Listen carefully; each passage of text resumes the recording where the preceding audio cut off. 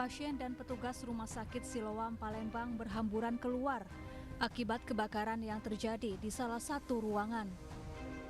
Asap hitam terlihat dari salah satu ruangan yang berada di lantai 2 Rumah Sakit Siloam Palembang. Petugas rumah sakit berjibaku mengevakuasi seluruh pasien ke halaman parkir Rumah Sakit Siloam.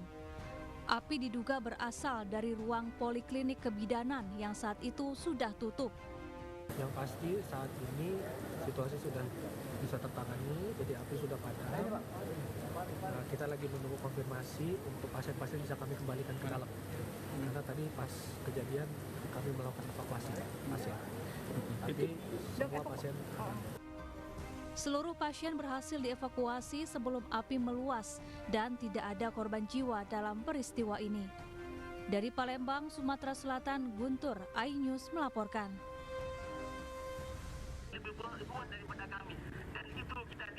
Ratusan warga dari Aliansi Ulama dan Tokoh Jawa Timur berdemonstrasi di depan Gedung Negara Gerahadi Surabaya Selasa siang. Massa membentangkan berbagai poster dan spanduk menuntut Cafe Holy Wings ditutup selamanya. Massa aksi memblokade seluruh jalan sehingga akses menuju Gedung Gerahadi terpaksa ditutup.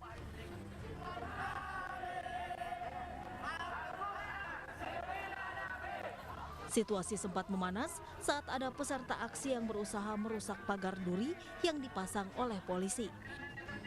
Namun petugas segera menghentikan dan menenangkan massa.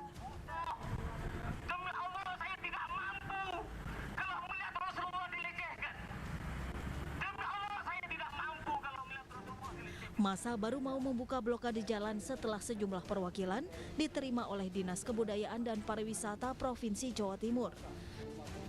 Dalam pertemuan itu, perwakilan massa meminta penegak hukum dan pemerintah Provinsi Jawa Timur menutup Holy Wings secara permanen pasca promo minuman beralkohol yang dinilai menistakan agama. Dari Surabaya, Jawa Timur, Rahmat Ilyasan, iNews melaporkan.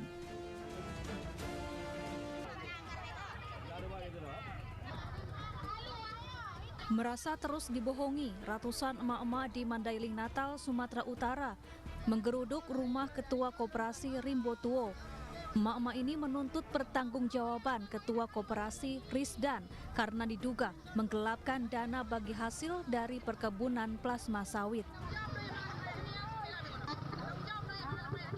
Emak-emak ini juga memblokade jalan lintas Sumatera. Mereka terus mendesak Ketua Koperasi agar mencairkan dana mereka yang sudah 1 tahun lebih tidak ada kejelasan. Tanyakan uang koperasi selama ini. selama ya? ini. Iya Bu ya. Jadi ini Bu sampai kapan nih Bu? Sampai deal lah, kalau nggak deal nggak pulang kami.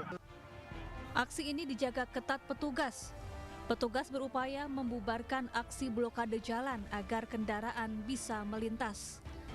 Dari Mandailing Natal, Sumatera Utara, Ahmad Hussein Lubis, iNews melaporkan.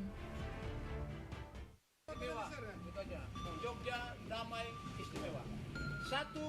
Badan Intelijen Negara bersama Pemkab Sleman mengumpulkan sejumlah tokoh masyarakat di Babarsari, Sleman, Yogyakarta.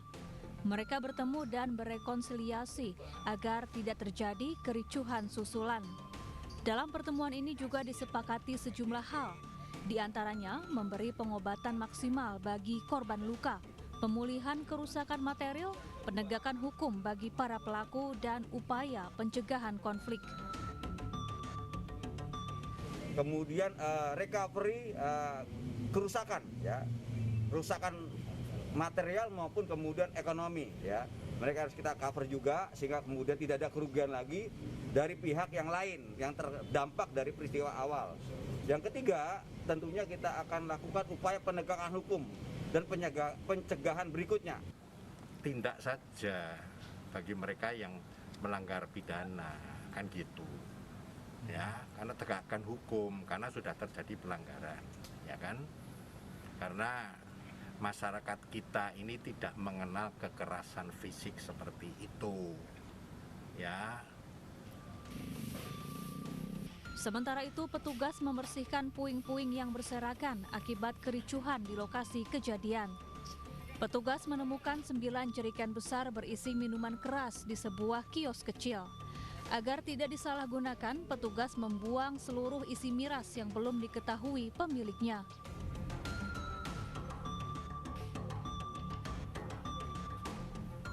Sebelumnya, kericuhan terjadi di kawasan Babarsari, Sleman, Yogyakarta, Senin siang. 7 sepeda motor dibakar dan sejumlah ruko rusak. Insiden ini bermula dari keributan antar dua kelompok yang terjadi di sebuah tempat karaoke Sabtu malam lalu. Kemudian berbuntut panjang dengan aksi penyerangan dan perusakan. Dari Sleman, Yogyakarta, Heri Trijoko, iNews melaporkan.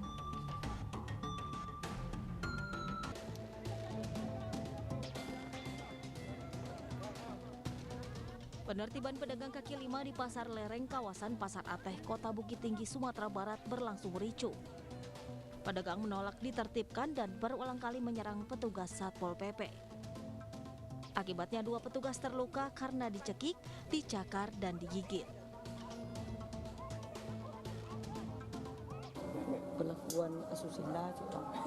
Sesuai dengan namanya bang. Di gituannya. Cekanya. Itu yang tangan?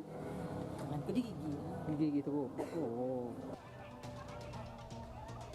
Insiden terjadi saat mereka berjualan melebihi batas waktu yang ditentukan. Aturan memperbolehkan PKL berjualan pada jam 5 sore. Tetapi siang hari mereka sudah mulai berjualan sehingga ditertibkan.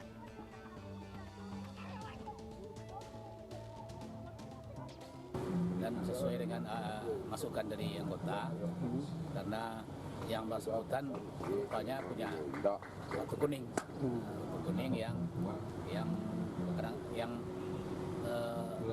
bekas rawatan rumah sakit jiwa. Ada 2 orang. Lukanya gimana Pak? Luka memar di kena gigitan. Anggota Satpol PP yang menjadi korban berharap kekerasan ini diperiksa dan ditangani secara hukum.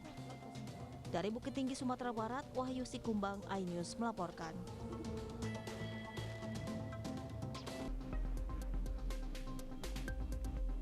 Inilah sejumlah barang bukti yang diserahkan tim penyidik Bareskrim Polri kepada Kejaksaan Negeri Kabupaten Bandung yang disimpan di ruang barang bukti. Sejumlah benda tersebut merupakan barang-barang sitaan dari kasus binary option yang menjerat Doni Salmanan. Barang bukti diantaranya 6 mobil mewah Lamborghini, Porsche, serta merek lainnya yang disimpan di gudang barang bukti Kejari, Kabupaten Bandung. Mobil sport ada 3, jadi Lamborghini, BMW, sama Ford. Terus ada CRV 2 unit, Fortuner 1 unit, sama motor gede, mobil ada 6 unit. Jadi totalnya 12 ya? 12 sama ada Honda Beat 2, Yamaha Gear ada 5. Saat ini barang bukti tengah didata guna pemenuhan berkas barang bukti Doni Salmanan yang akan dilimpahkan untuk disidangkan di Pengadilan Negeri Balai Bandung, Kabupaten Bandung, Jawa Barat. Dari Bandung, Jawa Barat, Sofan Endrawan, iNews melaporkan.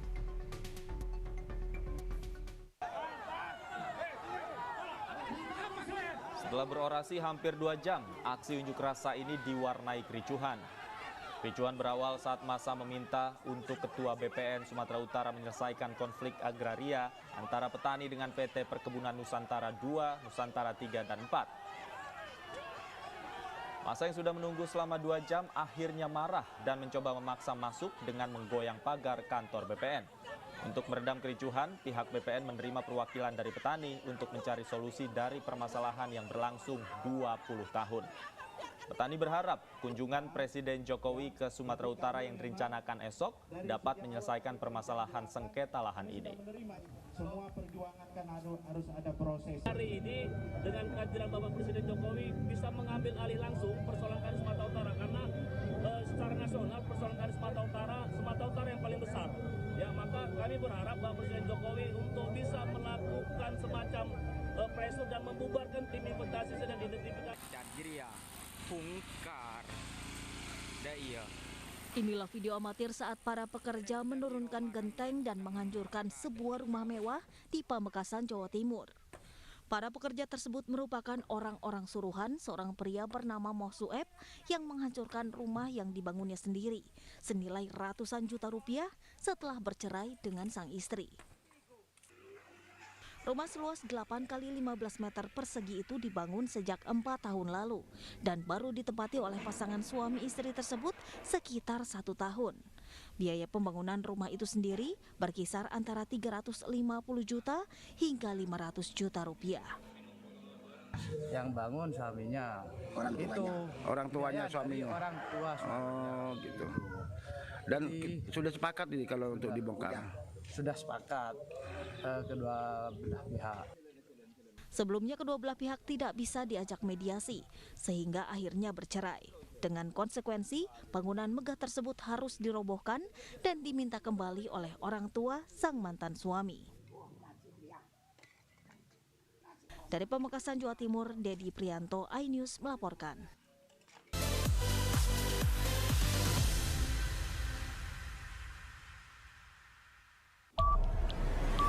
Yang baru di iNews dengan konsep talk show hadir di prime time. Gak cuma promosi, tapi berbagi ilmu dan informasi juga. Kenapa akhirnya beralih karyawan ke usaha sendiri selain? Hah?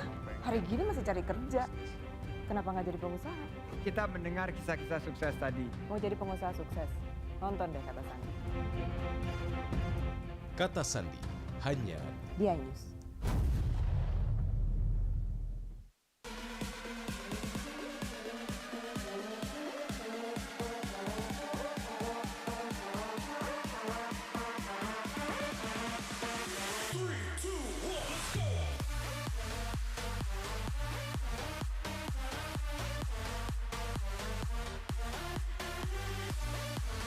Pukul 1 siang. Dengan warna baru. Pastinya lebih seru. Lebih keren. Dan lebih kepo.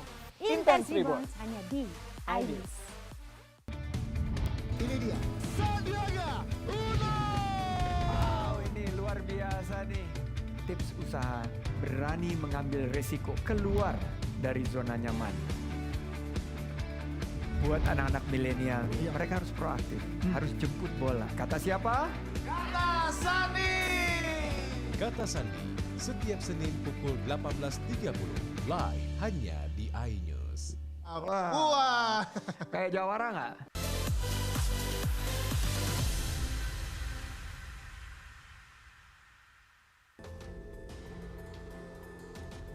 AS, bocah laki-laki berusia 13 tahun, nyaris tewas akibat dianiaya 3 pemuda di Rusunawa Seruai, Kota Medan, Sumatera Utara. Bocah malang ini mengalami luka tusuk di bagian pinggang kiri, kaki kanan, serta 2 jari putus akibat sabetan senjata tajam. Peristiwa penganiayaan terjadi pada Selasa dini hari. Saat itu, ibu korban tengah bekerja shift malam. Diduga para pelaku tidak senang saat diminta meninggalkan Rusunawa karena sudah melewati pukul 1 dini hari. Ketiga pemuda yang awalnya keluar kawasan Rusunawa kembali masuk membawa senjata tajam dan menganiaya sejumlah anak. Naas korban yang berusaha kabur terjatuh dan menjadi sasaran penganiayaan. Salah sasaran, bukan ke anak aku yang mau dilacak ke anak yang satu lagi. Jadi mungkin lari kayak yang aku bilang tadi kan lari kan karena takut nengok lewat gini. Kesungkur lah anakku ini, jadi dia yang kena. Dan gitu tetangga datangin rumah tetangga aku kan bilang-bilang, kak tolong kak itu si Ahmad kena bacok kak. Kini ibu korban telah melaporkan kasus ini ke Polsek Medan Labuhan. Ibu korban berharap para pelaku dapat segera ditangkap. Dari Medan, Sumatera Utara, Yuda Bahar, iNews melaporkan.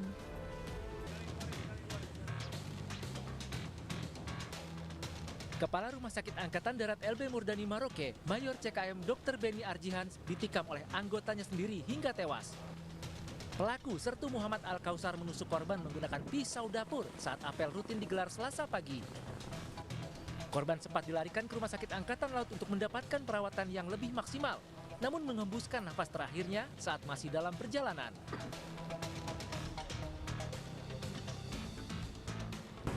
Itu kejadiannya spontanitas. Jadi spontanitas pada saat dokter selesai melaksanakan kegiatan apel pagi. Kemudian dia masuk ke kantor ruangan UGD. Pada saat buka pintu, rupanya dikejar oleh pelaku ini. Dia juga memang satu ruangan, sama-sama di UGD. Jadi pada saat masuk ke ruangan, itu melihat ada Dr. Benny, rupanya pelaku sudah membawa pisau. Pelaku saat ini sudah diamankan di Polisi Militer Angkatan Darat 17 Cendrawasih Maroke, Papua Selatan. Belum diketahui motif pelaku melakukan penusukan ini. Dari Maroke, Papua Selatan, Muhammad Syahrir Muslimin, iNews melaporkan.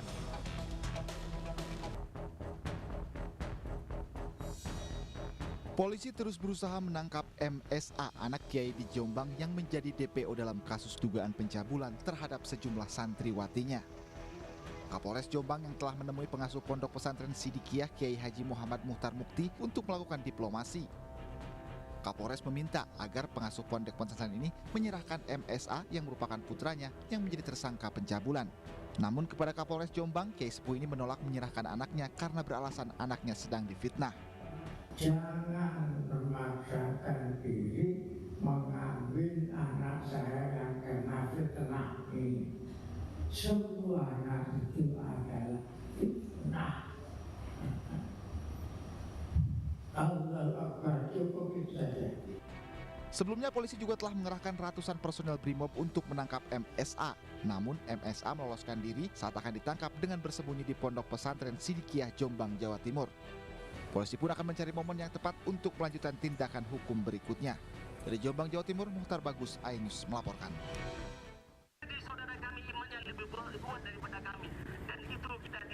Ratusan warga dari Aliansi Ulama dan tokoh Jawa Timur berdemonstrasi di depan Gedung Negara Gerahadi Surabaya Selasa siang.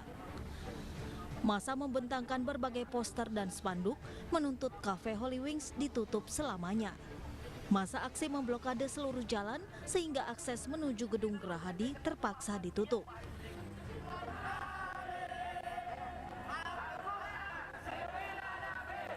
Situasi sempat memanas saat ada peserta aksi yang berusaha merusak pagar duri yang dipasang oleh polisi. Namun petugas segera menghentikan dan menenangkan massa.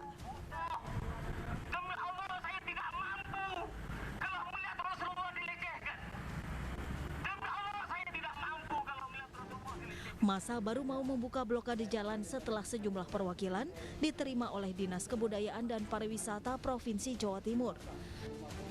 Dalam pertemuan itu, perwakilan massa meminta penegak hukum dan pemerintah Provinsi Jawa Timur menutup Holy Wings secara permanen pasca promo minuman beralkohol yang dinilai menistakan agama. Dari Surabaya, Jawa Timur, Rahmat Ilyasan, iNews melaporkan.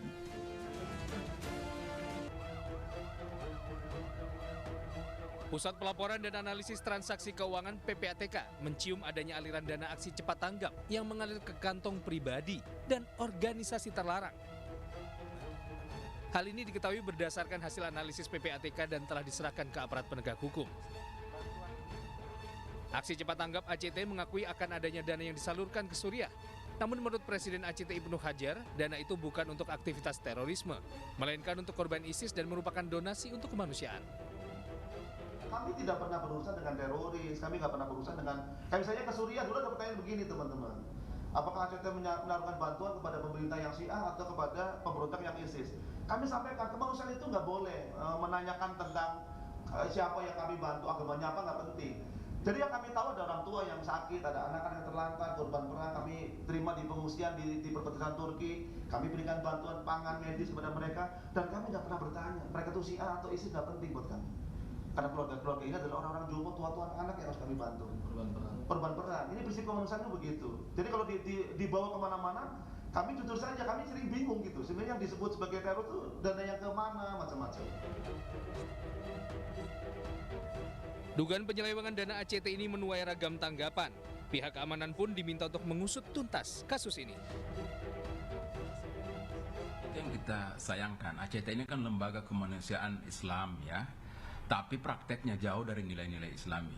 Ada 3 pelanggaran yang fatal yang dilakukan oleh pengurus petinggi ACT. Yang pertama adalah hampir semua proyek bantuan kemanusiaan mereka itu di markup, ya. Nilainya digelembungkan angkanya. Yang kedua, adalah gaji pengurusku saja itu fantastis, ya. Yang ketiga, PPATK menemukan transaksi keuangan untuk kegiatan-kegiatan yang membahayakan kemanusiaan seperti ditengarai terorisme, dan ini sedang didalami oleh Baraskrim. Ini harus jadi lampu merah buat kita. Sebelumnya tagar aksi cepat tilap dan jangan percaya ACT ramai di media sosial. Hal ini bermula dari pemberitaan sebuah majalah investigasi yang menyebut para petinggi ACT diduga telah menyelewengkan donasi publik untuk memenuhi kebutuhan gaya hidup bos-bosnya.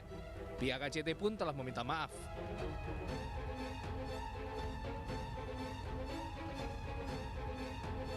Meski demikian, Kementerian Sosial akan memanggil ACT untuk dimintai keterangan.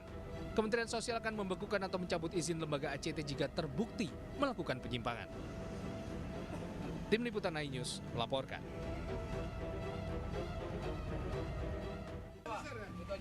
Jogja damai istimewa.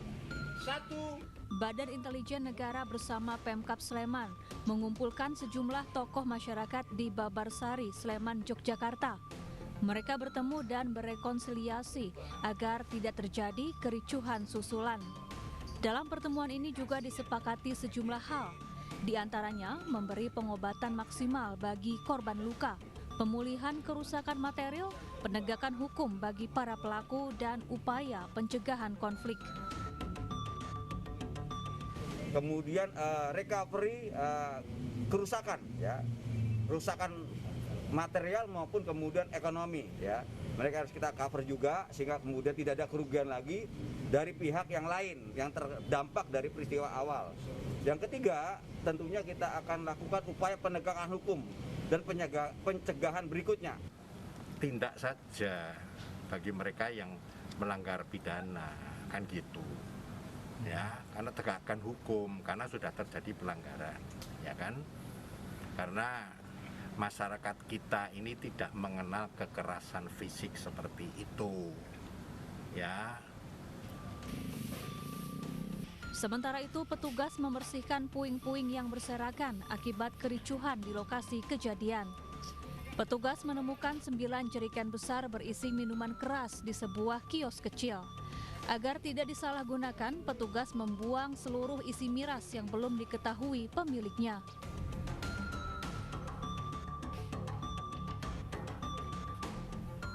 Sebelumnya, kericuhan terjadi di kawasan Babarsari, Sleman, Yogyakarta, Senin siang. 7 sepeda motor dibakar dan sejumlah ruko rusak. Insiden ini bermula dari keributan antar dua kelompok yang terjadi di sebuah tempat karaoke Sabtu malam lalu. Kemudian berbuntut panjang dengan aksi penyerangan dan perusakan. Dari Sleman, Yogyakarta, Heri Trijoko, iNews melaporkan.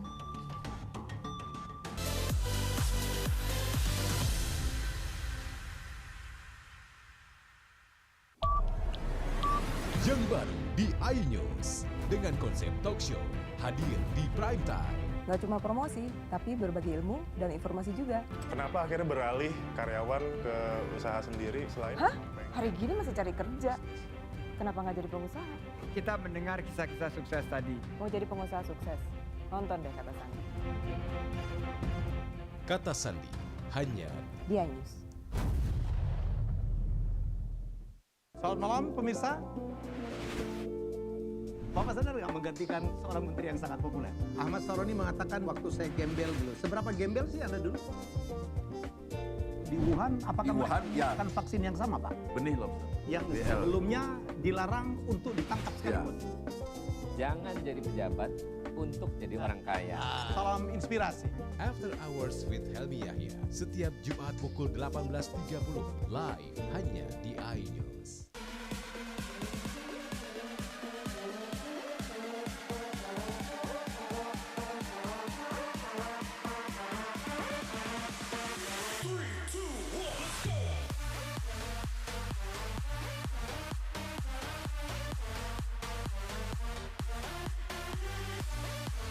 Pukul 1 siang. Dengan warna baru. Pastinya lebih seru. Lebih keren. Dan lebih kepo. Intense Reborn hanya di iNews. Ini dia. Sandiaga Uno! Wow, ini luar biasa nih. Tips usaha berani mengambil resiko keluar dari zona nyaman. Buat anak-anak milenial, mereka harus proaktif, harus jemput bola. Kata siapa? Kata Sandi. Kata Sandi, setiap Senin pukul 18.30, live hanya di iNews. Wah, kayak jawara nggak?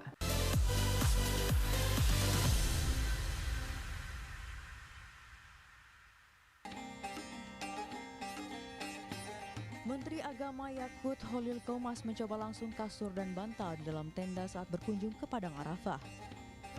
Hal ini untuk memastikan kesiapan layanan saat Arafah yang mulai berlangsung Jumat mendatang.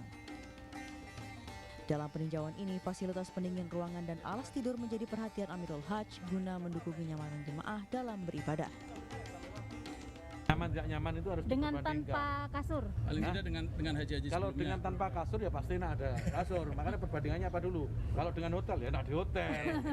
Kalau dengan haji sebelumnya, Gus? Ya enak di sekarang. Saya sudah coba tadi itu.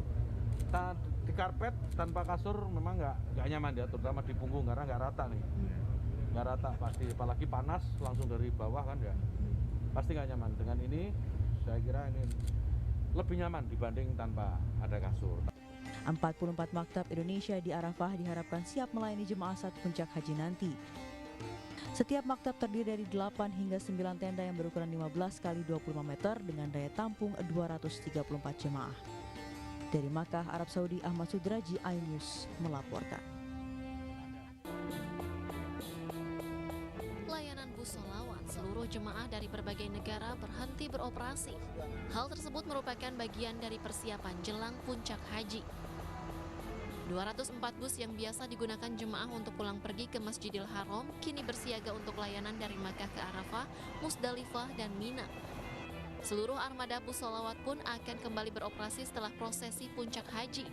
Untuk pergerakan dari Mekah menuju Arafah itu terbagi menjadi 3 trip perjalanan. Ada trip pagi, trip siang, dan trip sore. Dimulai pukul 7 pagi dan direncanakan oleh muasasah sebagai penanggung jawab masyair. Diperkirakan jam 17 sore jamaah dari kota Mekah sudah berada di Arafah seluruhnya. 76.668 jemaah haji reguler kini terkonsentrasi di Makkah. Jemaah baru akan mulai bergerak untuk wukuf 8 Juli mendatang. Petugas mengimbau agar jemaah memanfaatkan waktu yang tersisa jelang puncak haji dengan beribadah dekat penginapan agar dapat memulai wukuf dalam kondisi prima. Dari Makkah, Arab Saudi, Ahmad Sudraji, iNews melaporkan. Inilah video amatir saat para pekerja menurunkan genteng dan menghancurkan sebuah rumah mewah di Pamekasan, Jawa Timur. Para pekerja tersebut merupakan orang-orang suruhan seorang pria bernama Moh Sueb yang menghancurkan rumah yang dibangunnya sendiri senilai ratusan juta rupiah setelah bercerai dengan sang istri. Rumah seluas 8 x 15 meter persegi itu dibangun sejak 4 tahun lalu dan baru ditempati oleh pasangan suami istri tersebut sekitar 1 tahun. Biaya pembangunan rumah itu sendiri berkisar antara 350 juta hingga 500 juta rupiah. Yang bangun suaminya. Orang tuanya suaminya. Orang tua suaminya. Oh, gitu. Dan sudah sepakat ini kalau untuk dibongkar. Sudah sepakat kedua belah pihak. Sebelumnya kedua belah pihak tidak bisa diajak mediasi sehingga akhirnya bercerai. Dengan konsekuensi, bangunan megah tersebut harus dirobohkan dan diminta kembali oleh orang tua sang mantan suami. Dari Pamekasan, Jawa Timur, Dedi Prianto, iNews melaporkan.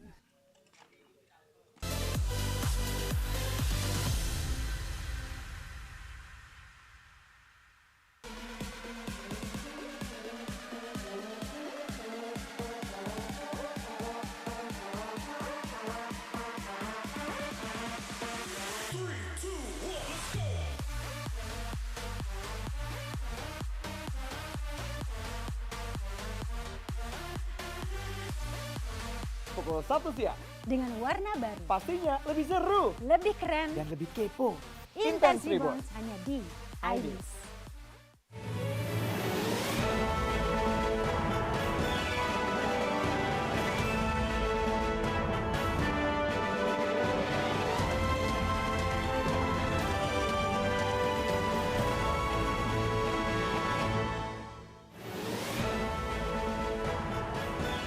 Tim gabungan berhasil evakuasi korban hilang. Atlet menembak tewas laka lantas.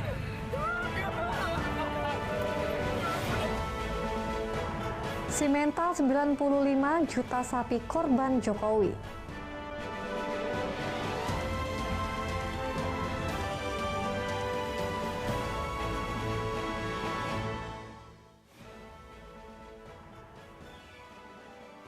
Halo, selamat pagi pemirsa. Senang sekali saya dapat kembali menjumpai Anda dalam iNews Sumsel. Selain 3 berita utama tadi, kami juga akan menyajikan beragam informasi penting lainnya hanya untuk Anda. Bersama saya Felicia, inilah iNews Sumsel selengkapnya.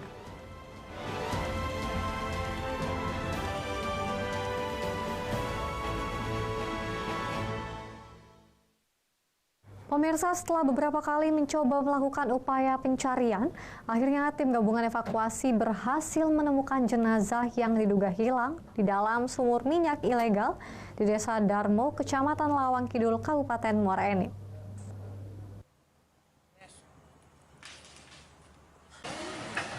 Petugas gabungan memulai proses evakuasi pada pukul 10 pagi waktu Indonesia bagian Barat dengan menggali di sekitar lubang sumur tua secara perlahan dalam kurang lebih 5 meter. Akhirnya setelah 4 jam tim menemukan titik terang.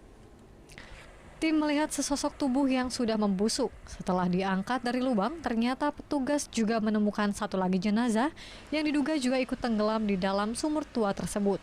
Proses evakuasi ini disaksikan langsung oleh pihak keluarga. Untuk target kita itu yang bernama Mas'ud bin Samiran, itu yang kita target, ternyata sudah dapat satu. Masih ada. Pas kita gali lagi karena dikhawatirkan ada lagi, ternyata benar ada 2. Nah, untuk mengidentifikasi siapa-siapa ini nanti dari pihak kepolisian dan rumah sakit untuk mengidentifikasi. Setelah berhasil mengangkat ketua jenazah, petugas kemudian membawanya ke kamar mayat Rumah Sakit Rabain Muara Enim untuk dilakukan visum. Bekas galian yang dibuat oleh tim kembali ditimbun sekaligus mengantisipasi hal-hal yang tak diinginkan. Dari Muara Enim, Edwin Satria, iNews melaporkan. Sementara pemirsa, istri korban Mas'ud yang berhasil dievakuasi oleh tim gabungan dari dalam sumur minyak berteriak histeris saat melihat jenazah suaminya. Sang istri nyaris pingsan melihat jasad sang suami.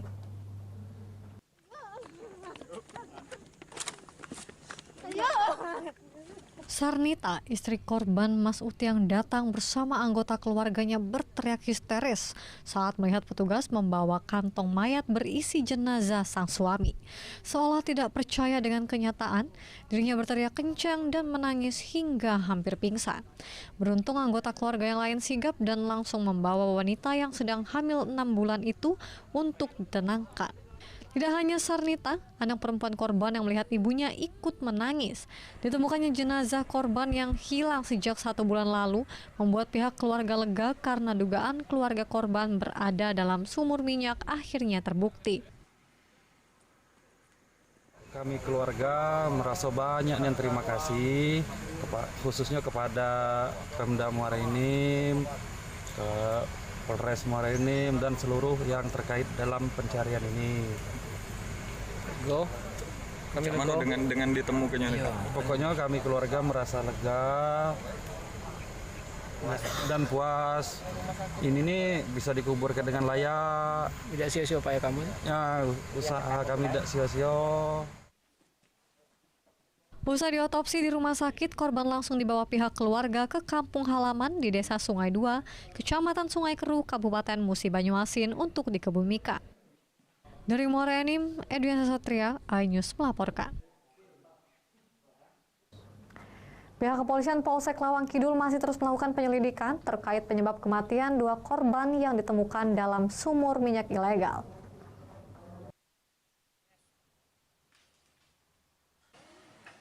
Berdasarkan laporan dan keterangan saksi, petugas masih belum memastikan penyebab kematian 2 orang tersebut. Apalagi saat ini salah satu saksi kunci, yakni Debbie yang juga teman korban menghilang usai melaporkan ke istri korban Mas'ud bahwa suaminya sekarat dalam sumur minyak yang mereka garap. Namun untuk proses hukum tindakan illegal drilling, petugas secara otomatis menutup kasus tersebut karena 2 korban ditemukan meninggal dalam sumur. Pemilik lahan juga sudah dimintai keterangan oleh pihak kepolisian. Kami terus melakukan proses penyelidikan dan apabila ditemukan pelanggaran hukum, tetapi di sini kita lihat sendiri dari yang pelanggar hukum telah meninggal dunia. Kemungkinan kasus tersebut akan ditutup karena pelaku sudah meninggal dunia. Kalau terkait dengan pemilik lahan sendiri Bang yang katanya mengetahui ini Bang? Pemilik lahan terus kami lakukan proses penyelidikan dan apabila ada perkembangan lebih lanjut akan kita laporkan kembali. Kita akan tingkatkan ini ke tingkat provinsi, nanti bahkan kita akan sampaikan ke tingkat pusat. Bahwa siapa sih yang bertanggung jawab tentang itu? Apakah pemerintah daerah yang selama ini kan pemerintah daerah selalu kena layu inun kan. Kita tidak diperkenankan melakukan, tapi kita akan upayakan ke pihak yang berwenang. Artinya Pertamina atau pihak-pihak lain. Kita akan upayakan dalam minggu ini ada rapat khusus tentang penanggulangan itu. Sekretaris Daerah Kabupaten Muara Enim mengapresiasi upaya yang dilakukan oleh tim gabungan evakuasi untuk menemukan jenazah di dalam sumur minyak ilegal. Pemda selanjutnya akan berkoordinasi dengan instansi Pertamina untuk mendata dan mengambil tindakan agar tidak lagi terjadi peristiwa serupa. Dari Muara Enim, Edwiansa Satria, iNews melaporkan. Atlet menembak tewas laka lantas. Informasi selengkapnya sesaat lagi.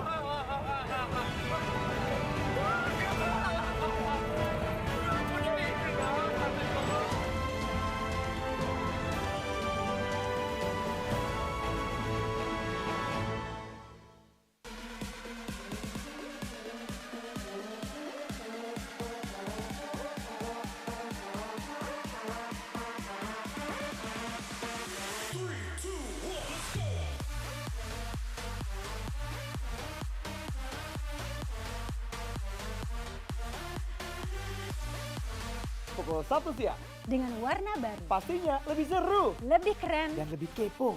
Intense Reborn hanya di iNews. Ini berita ekonomi. Baru dan berbeda dari berita lainnya. Saya Syahna Suartono, News Update di iNews. Yang baru di iNews dengan konsep talk show hadir di prime time. Gak cuma promosi, tapi berbagi ilmu dan informasi juga. Kenapa akhirnya beralih karyawan ke usaha sendiri selain? Hah? Hari gini masih cari kerja. Kenapa nggak jadi pengusaha? Kita mendengar kisah-kisah sukses tadi. Mau jadi pengusaha sukses? Nonton deh Kata Sandi. Kata Sandi hanya di iNews. Selamat malam pemirsa. Bapak sadar nggak menggantikan seorang menteri yang sangat populer? Ahmad Saroni mengatakan waktu saya gembel dulu. Seberapa gembel sih Anda dulu? Di Wuhan, apakah Wuhan, ya. akan vaksin yang sama, Pak? Benih lobster. Yang sebelumnya dilarang untuk ditangkap sekalipun. Jangan jadi pejabat untuk jadi orang kaya. Salam inspirasi. After Hours with Helmi Yahya setiap Jumat pukul 18.30 live hanya di iNews. Call Me Mel hadir kembali. Ini bagus banget loh. Udah tahu. Kita lanjutin perjalanan kita. Lebih seru dan lebih heboh. Ih, Kenta lu imut banget sih, gak ada Tyson, gue bawa pulang lo. Bukan aku yang milih, kan mereka yang milih aku. Halu. Maafin bucin ya. I love you Indonesia. Call Me Mel setiap Senin dan Selasa pukul 20.15 hanya di iNews.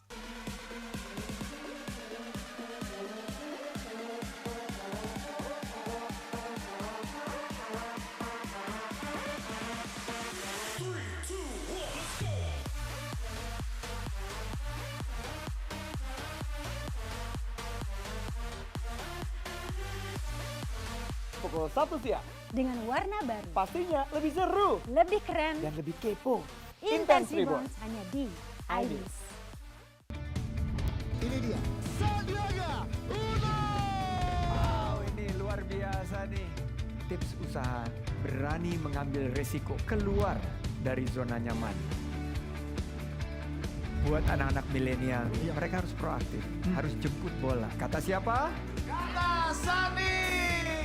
Kata Sandi, setiap Senin pukul 18.30, live hanya di iNews. Wah, kayak jawara nggak?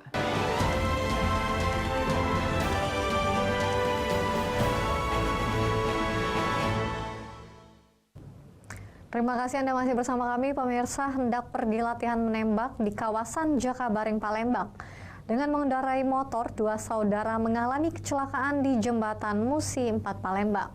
Salah satu korban yang merupakan atlet menembak tewas di lokasi kejadian, sedangkan kakak korban mengalami luka berat dilarikan ke rumah sakit.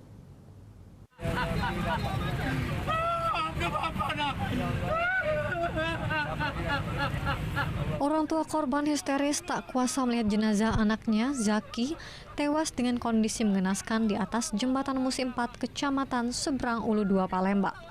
Korban Zaki dan Raka merupakan kakak dan adik mengalami kecelakaan di atas Jembatan Musi 4, Palembang saat kedua korban hendak menuju tempat latihan menembak di kawasan Jakabaring Sport City, Palembang.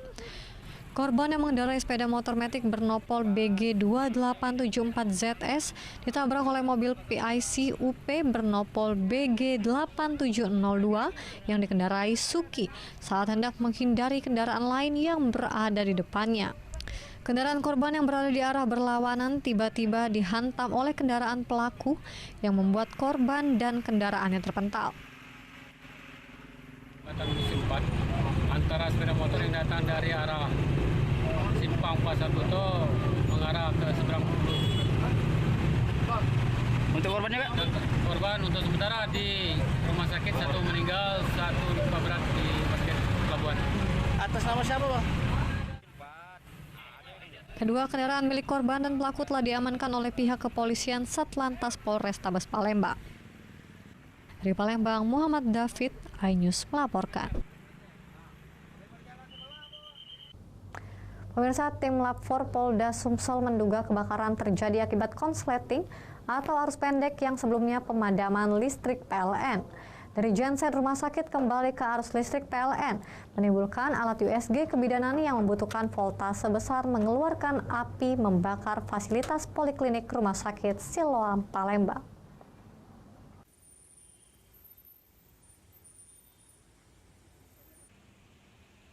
Pasca kebakaran ruangan Poliklinik Kebidanan Rumah Sakit Siloam Sriwijaya Palembang, Senin tengah malam petugas Lab 4 Polda Sumsel melakukan olah TKP Selasa siang. Setelah melakukan pemeriksaan dan olah TKP, petugas mengambil sampel barang yang terbakar, UPS, stafol, dan termasuk abu arang dari lokasi kebakaran untuk diperiksa di Lab Forensik Mapolda Sumatera Selatan. Ibtu Apriansyah Kanit Reskrim Polsek Ilir Barat 1 Palembang menyatakan dari hasil sementara pemeriksaan tim Lab 4 kebakaran terjadi diduga akibat konsleting listrik arus pendek lantaran sebelumnya terjadi pemadaman listrik PLN. Dari genset rumah sakit kembali ke arus listrik PLN menimbulkan alat USG kebidanan yang membutuhkan voltase besar hingga mengeluarkan api membakar fasilitas Poliklinik RS Siloam Palembang.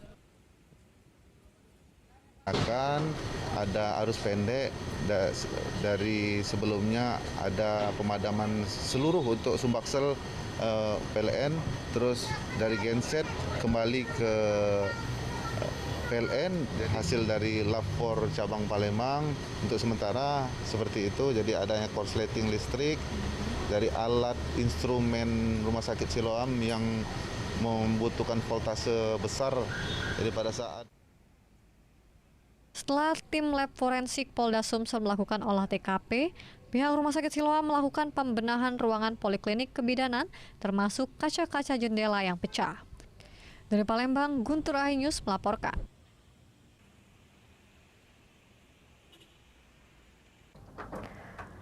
Petugas gabungan kembali menemukan puluhan pangan olahan yang telah kadaluarsa beredar bebas di supermarket di Jalan Basuki Rahmat, Kota Palembang.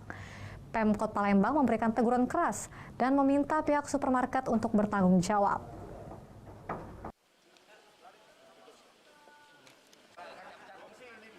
Jelang Idul Adha, pemerintah Kota Palembang memperketat pengawasan pangan dari zat berbahaya maupun kadaluarsa. Pemkot Palembang bersama BPOM dan petugas gabungan lainnya melakukan sidak ke beberapa supermarket dan swalayan di Jalan Basuki Rahmat, Kota Palembang. Hasilnya, ditemukan sebanyak 275 pangan olahan kemasan kadaluarsa, 7 produk yang rusak kemasan, serta TMK penandaan sebanyak 6 buah diperjualbelikan. Yang membuat geram pemerintah Kota Palembang, penemuan ini bukan kali pertama sehingga pemerintah kota memberikan teguran keras dan meminta pihak supermarket mempertanggungjawabkan kelalaian ini. Pemerintah juga meminta kantor pusat manajemen Farmers untuk lebih memperhatikan produk-produk sebelum dipasarkan. Jangan baik-baik saja ya. Saya tidak mau lagi temuan seperti ini. Karena ini sudah 2 atau 3 kali kami ketemu. Ini kan nama besar dari mall ini juga. Tolong perhatian sekali kepada kantor pusat manajemen Farmer untuk memperhatikan produk-produk makanannya. Kami dengan BPOM akan terus melaksanakan sidak, ya, dan kemungkinan besar ini tidak akan kami diamkan, akan kami terus lanjutkan. Hari ini kita di salah satu mall ini kita temukan produk yang kadaluarsa. Ada yang jelas kalau kami dalam pengawasan produk pangan ini, pertama pangan yang rusak kemasannya itu ada kita temukan juga, kemudian pangan yang labelnya tidak sesuai dengan ketentuan, yang lebih banyak pangan kadaluarsa ini. Nah, terhadap produk-produk pangan kadaluarsa ini, makanan kadaluarsa ini memang kita harus amankan dan ini tidak boleh diperjualbelikan. Penanganannya kita juga akan nanti kerjasama dengan Farmers bahwa mereka juga harus melakukan yang sesuai dengan standar BPOM yang akan dilakukan. Ini kan bukan pertama kali Pak ditemukan ini mungkin. Ya. Ya, ini nanti kita juga akan menekankan juga ke Farmers ya, karena dari detailsnya mereka lah yang mengatur pengiriman barang, nanti kita juga akan ngecek di lapangannya. Nantinya pihak PTC Mall siap turun langsung melakukan pengecekan barang masuk dan keluar.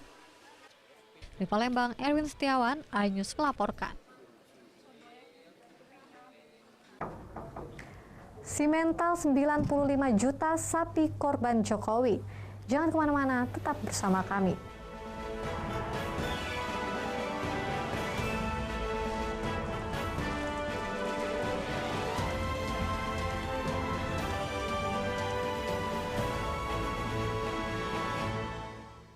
Selamat malam pemirsa. Bapak sadar nggak menggantikan seorang menteri yang sangat populer? Ahmad Saroni mengatakan waktu saya gembel dulu. Seberapa gembel sih Anda dulu? Di Wuhan, apakah Wuhan, ya. akan vaksin yang sama, Pak? Benih lobster. Yang BL. sebelumnya dilarang untuk ditangkap sekalipun. Jangan jadi pejabat untuk jadi orang kaya. Salam inspirasi. After Hours with Helmi Yahya, setiap Jumat pukul 18.30, live hanya di iNews.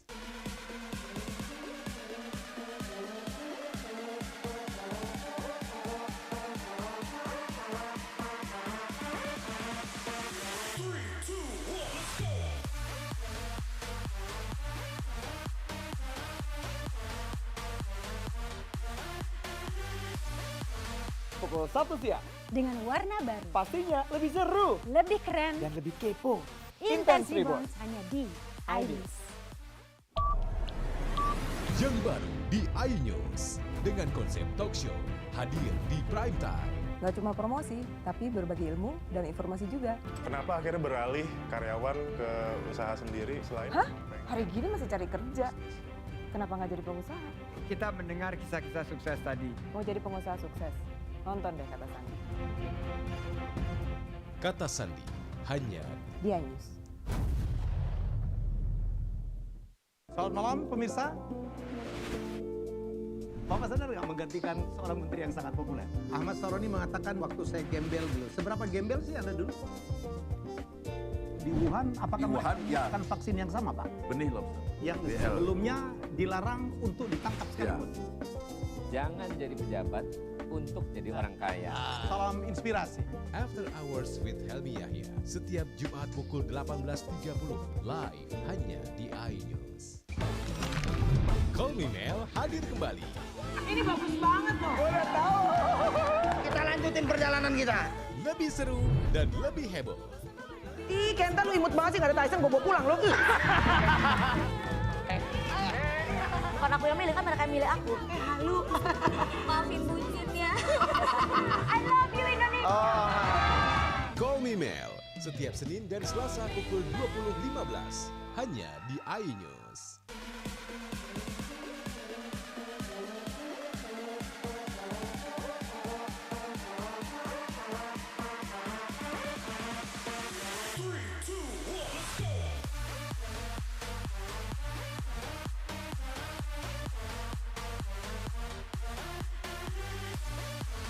Pukul 1 siang. Dengan warna baru. Pastinya lebih seru. Lebih keren. Dan lebih kepo. Intense Reborn hanya di iNews. Ini dia. Sandiaga Uno. Wow, ini luar biasa nih. Tips usaha berani mengambil resiko keluar dari zona nyaman. Buat anak-anak milenial, mereka harus proaktif, harus jemput bola. Kata siapa? Kata Sandi. Kata Sandi, setiap Senin pukul 18.30 live hanya di iNews. Wah. Kayak Jawara nggak?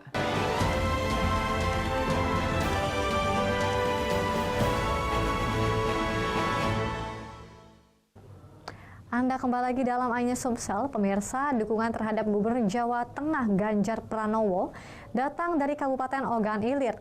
Ribuan warga berkumpul berdoa mengetuk pintu langit agar Ganjar Pranowo menjadi presiden tahun 2024 mendatang. Ribuan masyarakat Ogan Ilir berbondong datang dan menghadiri doa bersama untuk mengetuk pintu langit, mendoakan Gubernur Jawa Tengah Ganjar Pranowo menjadi presiden pada tahun 2024 mendatang. Doa bersama digelar di Pondok Pesantren Darul Funun, Desa Tambang Rambang, Kecamatan Rambang Kuang, Kabupaten Ogan Ilir. Ribuan warga yang terdiri dari jemaah santri, santriwati, dan ibu-ibu pengajian yang berasal dari 100 desa di Kabupaten Ogan Ilir berkumpul di halaman Pondok Pesantren, berzikir, bermunajat, dan memohon agar Indonesia ke depan lebih maju dipimpin oleh Ganjar Pranowo sebagai presiden. Pimpinan Majelis Zikir di Sumatera Selatan, Tuan Guru Kiai Haji Susi Indrawanto, memimpin berbagai lantunan sholawat untuk mencari keberkahan serta menuntun doa dalam upaya mengetuk pintu langit supaya Ganjar ditakdirkan Allah Subhanahu wa Ta'ala menjadi pemimpin Indonesia di Pilpres 2024. Gubernur Jawa Tengah itu dinilai merupakan sosok yang sesuai dengan hati rakyat Indonesia, khususnya masyarakat di Kabupaten Ogan Ilir. Ganjar yang religius, dekat dengan ulama, dan selalu berpihak pada rakyat, dinilai tepat memimpin melanjutkan kepemimpinan Presiden Joko Widodo. Insya Allah, ya kita lihat figur Bapak Ganjar Pranowo itu adalah figur yang sesuai dengan hati rakyat kita, terutama di Sumatera Selatan, insya Allah. Ya, sebagaimana tadi saya mendoakan, ya muqallibal qulub, sungguhnya yang membola hati yang kita itu kan hanyalah Allah Subhanahu wa Ta'ala. Maka tadi kita berdoa bersama, kita mintakan supaya hati kita ini mantap, kiranya Bapak Ganjar Pranowo ditakdirkan oleh Allah menjadi Presiden Republik Indonesia di tahun 2024 yang akan datang nanti. Beliau adalah sesosok pemimpin yang hari ini memang betul dicari oleh masyarakat atau dicari oleh penduduk Indonesia. Karena kedekatan beliau dengan para ulama, kedekatan beliau dengan para santri, kedekatan beliau dengan masyarakat, dan juga beliau selalu menyerap aspirasi-aspirasi masyarakat. Gerakan sosialisasi sosok Ganjar akan terus dilakukan di Kabupaten Ogan Ilir, merupakan tindakan lanjut pasca deklarasi yang telah dilakukan relawan Ganjar Ogan Ilir untuk Ganjar Pranowo. Dari Ogan Ilir, Fitriadi, iNews melaporkan. Presiden Joko Widodo kembali berkurban di Kota Palembang pada Hari Raya Idul Adha tahun ini. Seperti biasa, Jokowi akan berkurban seekor sapi berukuran jumbo simental. Sapi yang dinamakan Bima Sakti ini memiliki berat lebih dari 1 ton dan dibanderol harga Rp95 juta.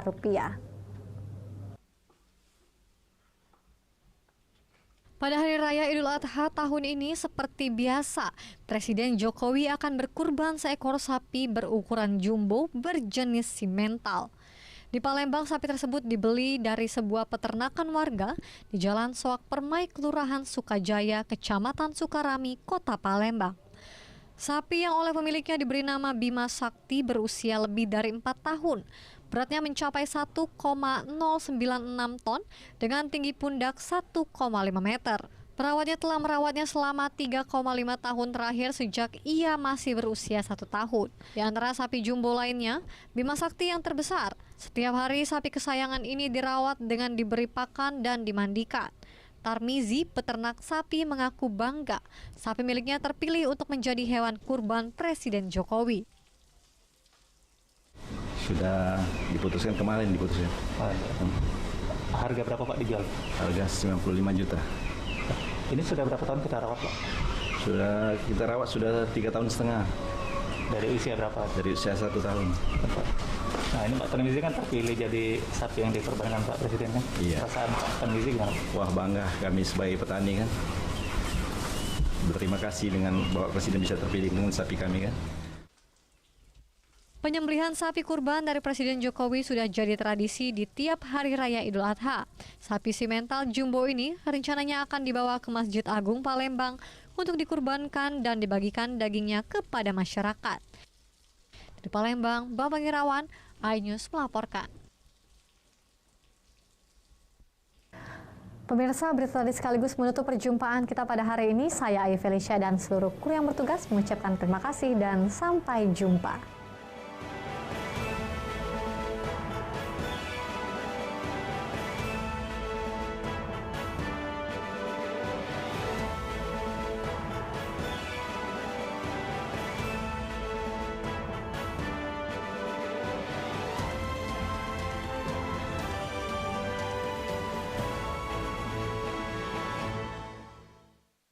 Ini berita ekonomi. Baru dan berbeda dari berita lainnya. Saya Syahna Suartono, News Update di iNews.